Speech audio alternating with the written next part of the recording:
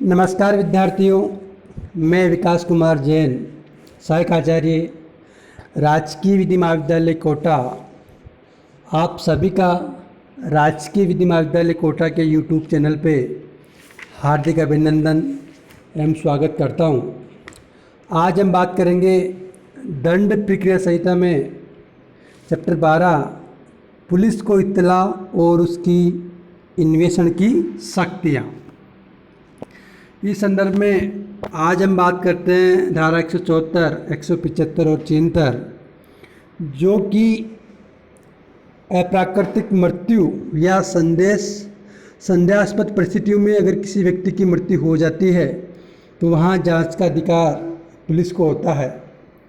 तो धारा 174 ये कहती है कि आत्महत्या आदि पर पुलिस का जांच करना और रिपोर्ट किसको देना। धारा 174 में बताया गया है कि किसी भी बार साधक अधिकारी को, किसी भी थाने के बार साधक अधिकारी को या अन्य पुलिस अधिकारी को राज्यों की राज्य सरकार द्वारा प्राधिकृत है इस प्रकार की सूचना मिलती है कि किसी व्यक्ति की मृत्यु 6 तरीके से होती है। जैसे किसी व्यक्ति ने आत्महत्या की है, या किसी अन्य व्यक्ति द्वारा उसकी मृत्यु कारित की है, या जानवर द्वारा मृत्यु कारित की गई है, या यंत्र या मशीन के द्वारा किसी की मृत्यु कारित हुई है, या एक्सीडेंट या दुर्घटना द्वारा किसी व्यक्ति की मृत्यु कारित हुई है। या 6 नंबर का कि व्यक्ति की मृत्यु ऐसी परिस्थितियों में हो संदेह है कि उसके विरुद्ध किसी ने कोई अपराध किया है। तो वो थाने का बार साधक अधिकारी या अन्य पुलिस अधिकारी जिसे राज्य सरकार द्वारा इस निमित्त प्राधिकृत किया गया है, वह इन 6 परिस्थितियों के बारे में निकटतम सक्षम कार्यपालक मजिस्ट्रेट को तुरंत सूचना देगा, जो उस मृत्यु की समीक्षा कर सकता है। यहाँ जो कार्यपालक मजिस्ट्रेट में कौन कौन होंगे? सर्वप्रथम डीएम मतलब जिला मजिस्ट्रेट, दूसरा एसडीएम सब डिविजनल मजिस्ट्रेट, या फिर कोई कार्यपालक मजिस्ट्रेट जिसे राज्य सरकार द्वारा या जिला मजिस्ट्रेट द्वारा प्राधिकृत किया गया हो। वह क्या करेगा? मजिस्ट्रेट मौके पे जाएगा और 2 व्यक्तियों की उपस्थिति में अन्वेषण करेगा। पुलिस जाएगी मौके पे, ये इसको रिपोर्ट कर देंगे मृत्यु समीक्षा के लिए पुलिस थाने का बार साधक अधिकारी।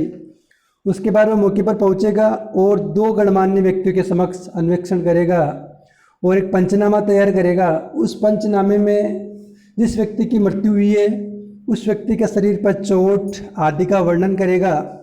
भाई जो पंचनामा तैयार करेगा उसमें लिखा जाएगा कि जिस व्यक्ति की मृत्यु हुई है उसके शरीर के किस भाग पर नील के चिन्ह या फिर कोई किसी उपकरण से उसकी मृत्यु हुई है, तो उसका वर्णन करेगा। इससे पंचनामा कहते हैं। इस चीज़ की रिपोर्ट वह उस थाने का पुलिस अधिकारी, पुलिस बार साधक अधिकारी या पुलिस अधिकारी डीएम या एसडीएम को देगा।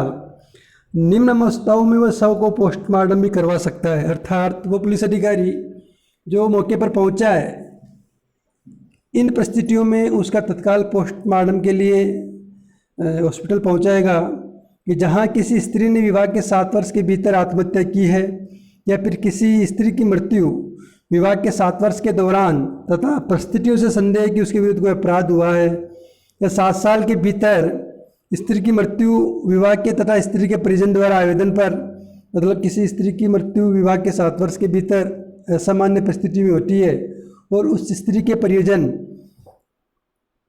आवेदन करते हैं कि उनकी पुत्री की मृत्यु असामान्य परिस्थिति में हुई है, या फिर मृत्यु के कारण में संदेह है, या फिर पुलिस अधिकारी को अन्य कारण प्रतीत होता है, तो वह तुरंत उसका पोस्टमार्टम करवाएगा।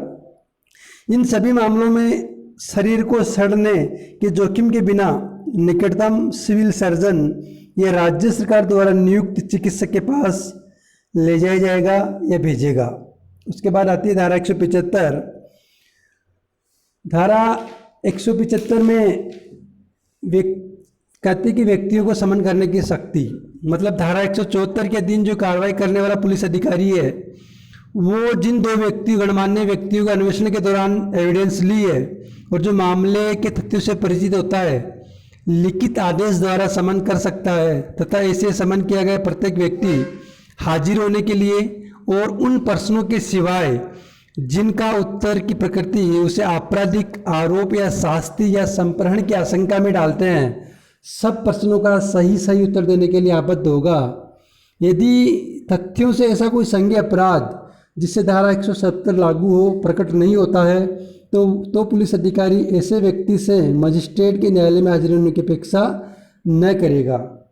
यदि दोनों गवाह न्यायालय में समन द्वारा बुलाए जाएंगे और प्रश्नों का सही उत्तर देने के लिए आबद्ध होंगे और अगर उपस्थित नहीं होते तो वह भारतीय दंड संहिता की धारा 187 के अंतर्गत अपराध के लिए दंडनीय होंगे। इसके बाद आती है धारा 173, मृत्यु के कारण की जांच मजिस्ट्रेट द्वारा कब की जाएगी। कुछ अवस्थाएं हैं जिसमें कार्यपालक मजिस्ट्रेट खुद जांच करेगा। धारा 174 की सब क्लॉज 3 में कार्यपालक मजिस्ट्रेट स्वयं जांच करेगा, जिसमें पहली है कि 174(3) में जहां स्त्री ने विवाह के 7 वर्ष के भीतर आत्महत्या की है, और दूसरा है 7 वर्ष के भीतर उसकी मृत्यु ऐसी परिस्थिति में हुई है जो मृत्यु संदेह उत्पन्न करती हो। इन दोनों मामलों में कार्यपालक मजिस्ट्रेट जांच करने के लिए आबद्ध होगा। अर्थात जब हमने बात करी कि थाने का बारसाधिक अधिकारी या कोई पुलिस अधिकारी जिसे राज्य सरकार द्वारा इस निमित्त प्राधिकृत किया गया है, वह इन दो परिस्थितियों में, सभी परिस्थितियों में जांच तो करेगा, लेकिन 174 सब क्लॉज 3 में 2 परिस्थिति ऐसी है कि वहाँ पे कार्यपालक मजिस्ट्रेट स्वयं जांच करेगा। इसके अलावा जो अन्य 6 प्रकार की मृत्यु है 174 की उपधारा 1 में, वहाँ कार्यपालक मजिस्ट्रेट के पास वैकल्पिक उपचार है कि वो जांच कर सकता है या नहीं भी कर सकता। वहाँ पुलिस थाने का बारसाधिक अधिकारी जांच करेगा। वो 6 परिस्थितियाँ जहाँ व्यक्ति ने आत्महत्या की हो या अन्य व्यक्ति द्वारा मृत्यु कारित की हो या जानवरों द्वारा मृत्यु कारित की हो या फिर यंत्र द्वारा मृत्यु कारित हुई हो या दुर्घटना द्वारा किसी व्यक्ति की मृत्यु कारित हुई हो या व्यक्ति की मृत्यु ऐसी परिस्थिति में हुई हो कि संदेह हो कि उसके विरुद्ध कोई अपराध किया गया है। इन 6 परिस्थितियों में मजिस्ट्रेट के पास वैकल्पिक अधिकार है कि वो जाँच करे या ना करे। वहाँ जांच पुलिस अधिकारी तो करेगा ही सही, लेकिन धारा 174 के सब क्लॉज 3 में 2 परिस्थितियाँ हैं, वहाँ कार्यपालक मजिस्ट्रेट को जांच करना ही पड़ेगा। कुछ परिस्थिति ऐसी भी है जहाँ न्यायिक मजिस्ट्रेट भी जांच करता है। यदि कोई व्यक्ति पुलिस अभिरक्षा में है या फिर अन्य अभिरक्षा में है, अगर कोई व्यक्ति पुलिस अभिरक्षा में है या अन्य अभिरक्षा में है तो वहाँ पे जांच या अन्वेषण करने वाला न्यायिक मजिस्ट्रेट, या यदि कोई व्यक्ति पुलिस अभिरक्षा में या अन्य अभिरक्षा में है, उसकी मृत्यु हो जाती है या विलुप्त हो जाता है या किसी स्त्री के साथ बलात्संग हो, तो ऐसे क्षेत्र का न्यायिक मजिस्ट्रेट, महानगर मजिस्ट्रेट पुलिस अन्वेषण के अतिरिक्त जांच भी करेगा। यदि वह 24 घंटे के भीतर मृत शरीर को निकटतम सिविल सर्जन या राज्य सरकार द्वारा नियुक्त चिकित्सक के पास परीक्षण के लिए भी भेज सकेगा।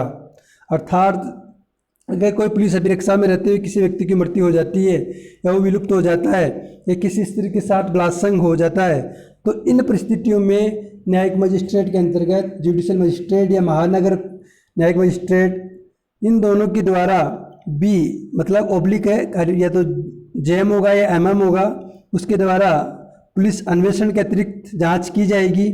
और परिस्थितियाँ ऐसी है कि शरीर का पोस्टमार्टम जरूरी है, वो तो आवश्यक होगा ही। उसको 24 घंटे के भीतर वह निकटतम सिविल सर्जन या फिर राज्य सरकार द्वारा नियुक्त चिकित्सक अधिकारी के पास भेज देगा।